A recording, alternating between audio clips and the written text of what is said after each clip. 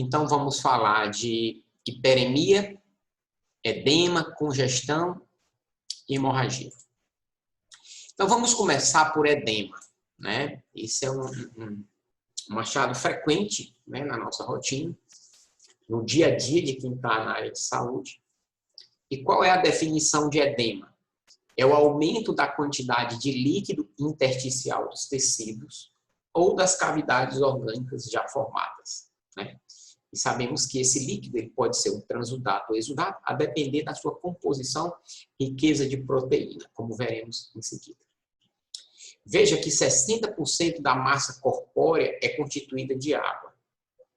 E essa água está em 2/3 no compartimento intracelular e 1/3 no extracelular, principalmente na intersticial. Olha só, apenas 5% de nossa água, né, da massa, né, ou seja, do líquido, está no sistema circulatório. Então, apenas 5% da água no nosso sistema circulatório. E nós podemos ter o edema, que é esse acúmulo de líquido intersticial nos tecidos, ou cavidades orgânicas, de uma forma localizada, ou nós podemos ter um edema generalizado. Exemplos de edemas localizados. Aí vocês vão ver esse prefixo hidro, né? Hidrotórax é o acúmulo de líquido na cavidade torácica, tá? Também, quando a gente fala derrame pleural, se utiliza também esse termo, né? Que é aumento do acúmulo de líquido na cavidade pleural. Hidropericárdio ou derrame pericárdio é o acúmulo de líquido na cavidade pericárdia. Hidroperitônio ou ascite, que é o aumento o acúmulo de líquido na cavidade abdominal. Ou então, a gente vê um paciente completamente edemaciado, né? Com aumento de líquido na cavidade torácica, abdominal, os membros estão completamente edemaciados, né? Um edema generalizado. Quando o edema é generalizado, a gente chama de anasarca, tá? Então, eu quero que todos prestem atenção nisso aqui, porque você entendendo isso aqui, você vai entender a etiopatogenia do edema. Aqui está representado, né, nossa parte vascular, onde o mais vermelho está representado pela parte arterial, e aqui mais azul, a mais venosa. Então, normalmente, por que a gente não fica edemaciado? Porque há um controle nas pressões, de forma que o líquido que está normalmente saindo para o nosso interstício, ele retorna, né, por esse jogo de pressão. Então, veja bem, no lado arterial, há uma tendência para esse líquido sair para o interstício, porque no lado arterial há o aumento da pressão hidrostática. Então, normal, pequena quantidade de líquido está saindo do nosso vaso. Aqui está representado a nossa rede linfática, que é importante para fazer essa drenagem, esse retorno, né, de qualquer excesso de líquido para o interior dos vasos. Então, aqui, vejam, aqui o líquido que saiu, ele retorna ao vaso, porque há, no lado venoso, uma diminuição da pressão hidrostática, mas há um aumento da pressão osmótica. E isso faz com que puxe o líquido para dentro do vaso, né? Esse aumento da pressão osmótica ou coloidosmótica. De forma que a gente tem em nossos tecidos, né, essa regulação que impede o acúmulo de líquido. Tá? Se vocês prestarem atenção, vocês vão ver que o que pode causar edema é justamente alterações nesses 3 pontos que eu acabei de falar. Ou a gente vai ter o aumento da pressão hidrostática, ou a gente vai ter algum problema na drenagem linfática, ou a gente vai ter alguma alteração na pressão osmótica. Ou seja, porque nós vimos que aqui é importante que haja um aumento da pressão osmótica, né? Para que haja esse retorno. Então, vejam bem, em que situações a gente vai ter o aumento da pressão hidrostática? Exemplo, na insuficiência cardíaca. Há um acúmulo de sangue, né? Um aumento do volume intravascular. Porque, na verdade, há toda uma retenção, né? Uma lentidão do fluxo por conta dessa insuficiência cardíaca. Então, consequentemente, a gente vai ter o aumento da pressão hidrostática e vamos ter saída a mais de líquido.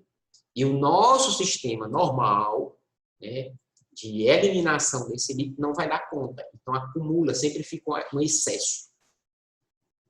A gente pode, como nós vimos aqui normalmente, para que o líquido normal volte, essa pressão osmótica tem que estar aumentada, né? Tem que estar no nível para que volte.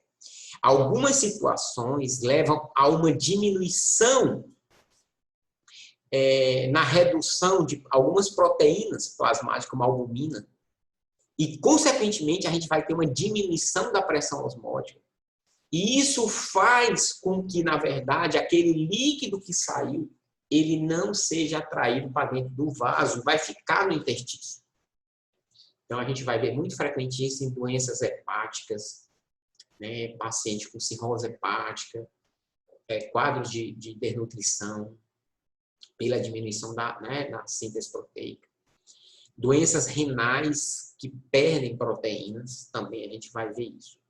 Normalmente, as situações que levam à diminuição da pressão osmótica por redução de albumina plasmática ou outras causas, a gente vai ter edemas mais generalizados. A gente vai ver, depois de falarmos do distúrbio circulatório, as aulas de inflamação. E nós vamos ver que um dos sinais da inflamação é a vermelhidão, é o rubor, por uma vasodilatação e, consequentemente, o aumento de sangue naquela área agredida. E esse aumento de sangue dentro do vaso leva ao aumento da pressão hidrostática e esse líquido sai também por alteração na permeabilidade vascular. Então, dois mecanismos aí envolvidos, levando ao edema.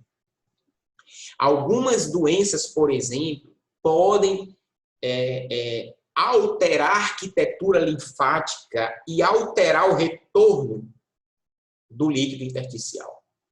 Alguns quadros inflamatórios, infecciosos, por exemplo, como filariose, e pacientes que têm câncer, que necessitam fazer uma ressecção de linfonodos, como a paciente com câncer de mama, que hoje é bem menos frequente fazer essa ressecção, mas antigamente, a paciente que tinha câncer de mama, ela fazia a ressecção dos gânglios linfáticos, dos linfonodos axilares, e, consequentemente, essas pacientes sofriam com um edema do membro por dificuldade do retorno do líquido intersticial, porque foi retirada a drenagem linfática. E retenção de sódio, ou seja, pacientes com doença renal crônica, com falência renal, retém sódio, e se retém sódio na circulação, puxa, né, a tendência desse líquido, na verdade, permanecer levando ao edema. Então, vejam bem duas situações, como eu falei. Aqui, né, por alteração da pressão osmótica, diminuição da pressão osmótica, malnutrição, doenças hepáticas, doença no rim, né, vai levar ao edema. E aqui, né, o mecanismo que, por exemplo, a falência cardíaca vai levar. Isso é só para exemplificar, vocês não precisam se preocupar. Quero que vocês realmente entendam e tenham compreendido isso aqui. Se vocês olharem aqui, o que a gente vai ver num órgão que está demasiado? Aumento de volume. Ele vai ter mais brilho, né? E vai ter o aumento do peso. Quando a gente faz uma lâmina de um órgão, por exemplo, edemaciado, a gente vê, por exemplo, aqui, imaginem que seja uma parte preservada do tecido. Observem que tem células, os núcleos pretinhos, e o rosazinho aqui, que está rosado entre essas células, é o estroma. Agora, veja o que aconteceu aqui. Essas células ficam mais afastadas uma das outras, e entre elas tem esse tecido que ficou mais claro, porque, na verdade, tem líquido aí. Tá certo? Vejam esse paciente. Esse é um paciente com cirrose hepática. Tá? A gente vê um volume aumentado. Como a gente chama isso aqui, pelo que eu mostrei no slide anterior, como é que a gente dá o nome desse edema aqui? Esplenomegalia.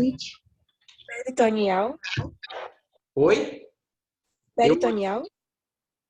Pode falar. Edema peritoneal. Hidroperitônio, né?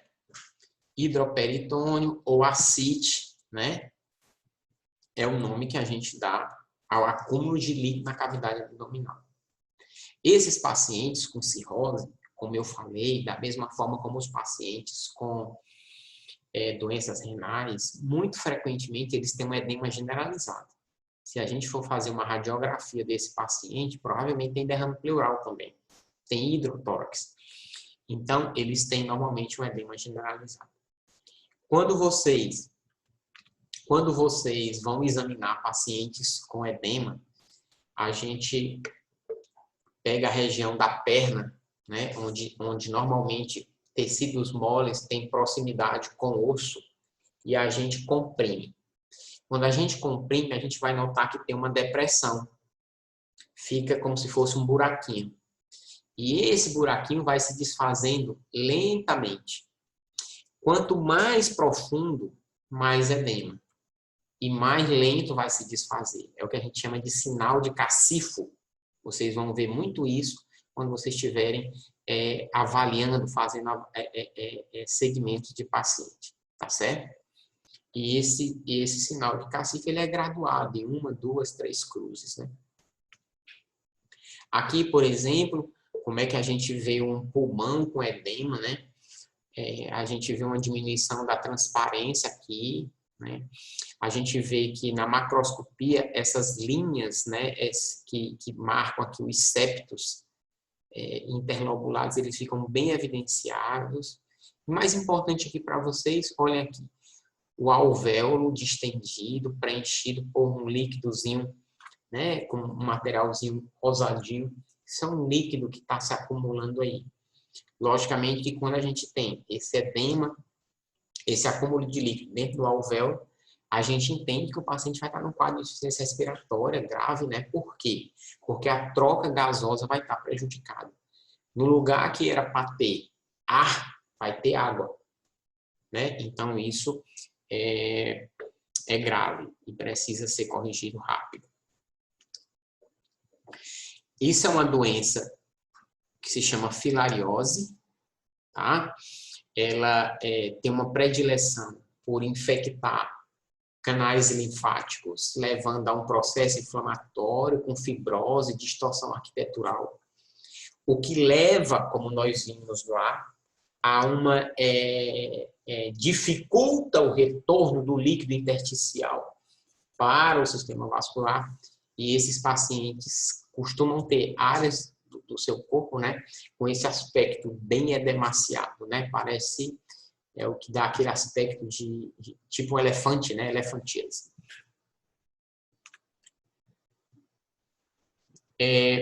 O outro item, para a gente finalizar, é congestão e hiperemia. O que significa esses termos?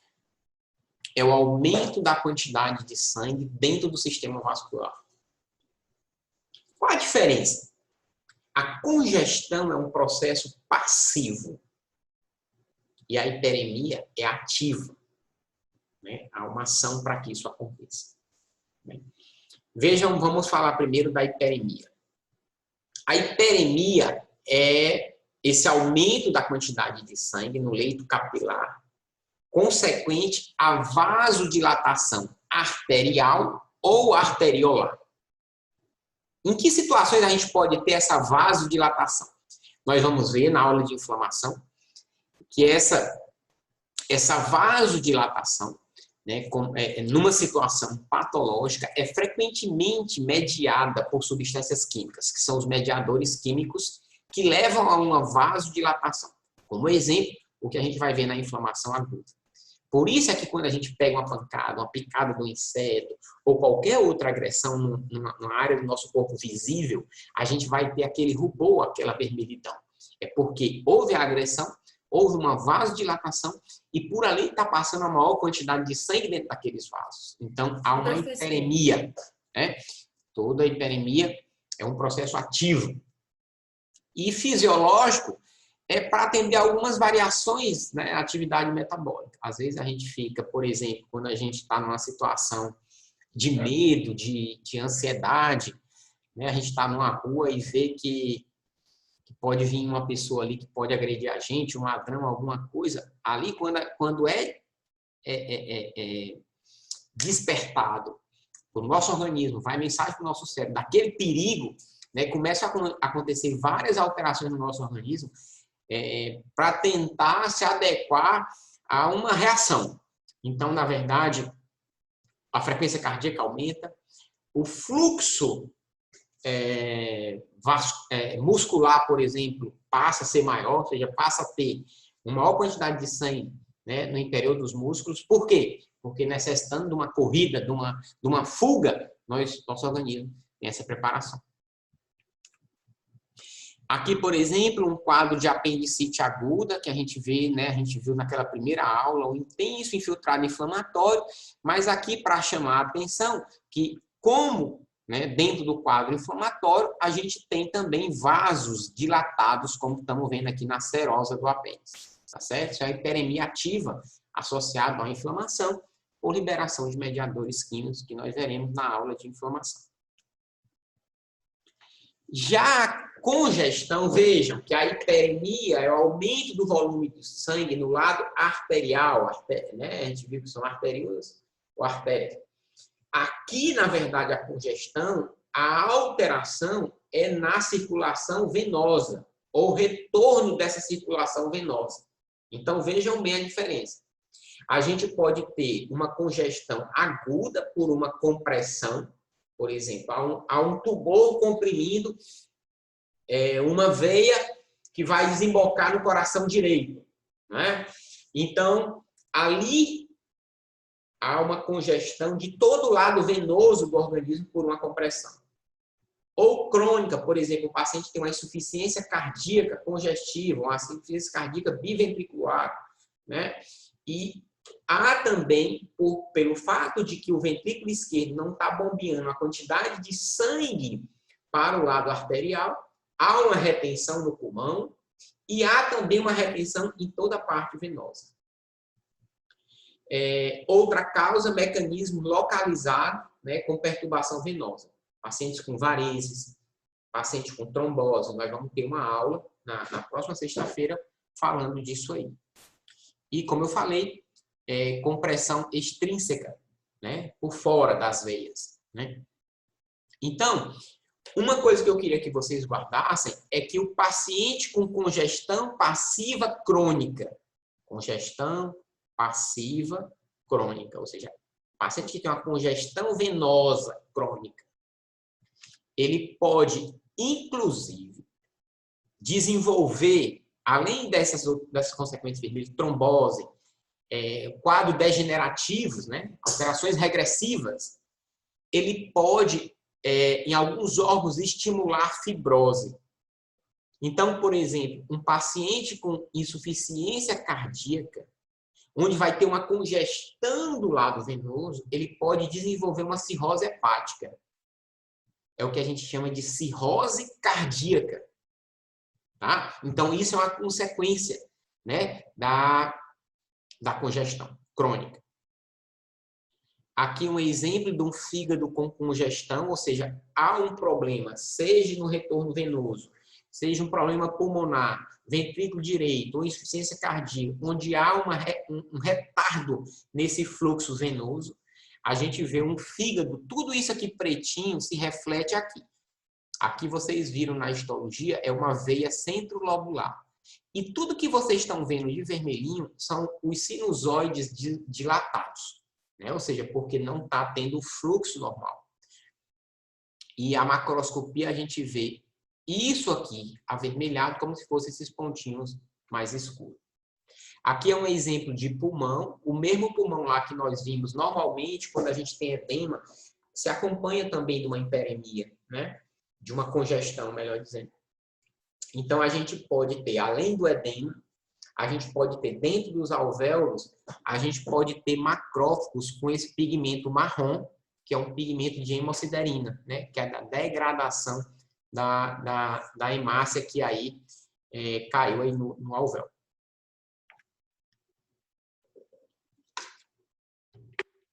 E, por fim, a hemorragia, que é a saída de sangue dos vasos e coração. Pode ser por um trauma, um aneurisma, né? Um aneurisma é como se fosse uma dilatação sacular de um vaso ou do coração, né? Uma comparação bem grosseira. Vocês imaginem um pneu de uma bicicleta que você furou, você fez um remendo, mas aquele remendo não ficou tão legal. Então, se você, às vezes, quando você vai encher, você nota que fica como se fosse um bolchinho ali. E aquela área, ela vai, com o tempo, né? Ou seja, propícia a furar de novo. Ela vai, quando você enche, ela fica assim, sacular, fica como se fosse aquele buchinho, bem fininha, né? Como se fosse um balão que você está enchendo, né? Alterações de coagulação também podem levar à hemorragia. Existem várias formas clínicas, né, da gente ver a hemorragia, que variam a depender do tamanho. Isso aqui apenas para ilustrar, desde muito pequenas, que a gente chama petequias, até coleções, que nós chamamos de hematoma. E as hemorragias, ao invés do hidro, que nós chamamos lá no edema, nós vamos colocar hemo, né? Hemotórax, hemoperitônio, hemopericárdio. Tá certo? Qual a consequência? Aqui é simples. Tudo isso que tem nesse slide se resume basicamente nisso que eu vou falar. A consequência vai depender do volume e da taxa de volume perdido, da taxa de sangramento. E um outro fator importante, a consequência vai depender do órgão que está sendo atingido. Se a gente tem perda de até 20% do nosso volume corporal ou perdas muito lentas, o organismo, na verdade, pode se adaptar e conviver com essa perda. Se temos perdas bem maiores, nós podemos entrar num quadro que a gente chama de choque hipovolêmico. Agora, o local também é importante para ditar essa consequência. Se você, por exemplo, vê isso, a quantidade de sangue que essa pessoa aqui passou a acumular em tecidos moles, tá? Pode até ser uma quantidade de sangue maior do que essa, né? Aqui a paciente está viva, vai ficar com alteração estética aqui por uns dias, vai passando aí de roxo para meio esverdeado, até ficar clarinho, voltar ao normal, em função normal. Mas aqui, essa pequena quantidade de sangue, menor do que essa, levou o paciente a óbito. Então, a localização, por exemplo, aqui no cérebro, pode ser fatal. E era isso, mais ou menos. Vejam que essa unidade de distúrbio circulatório, essa primeira aula, é bem simples. Vocês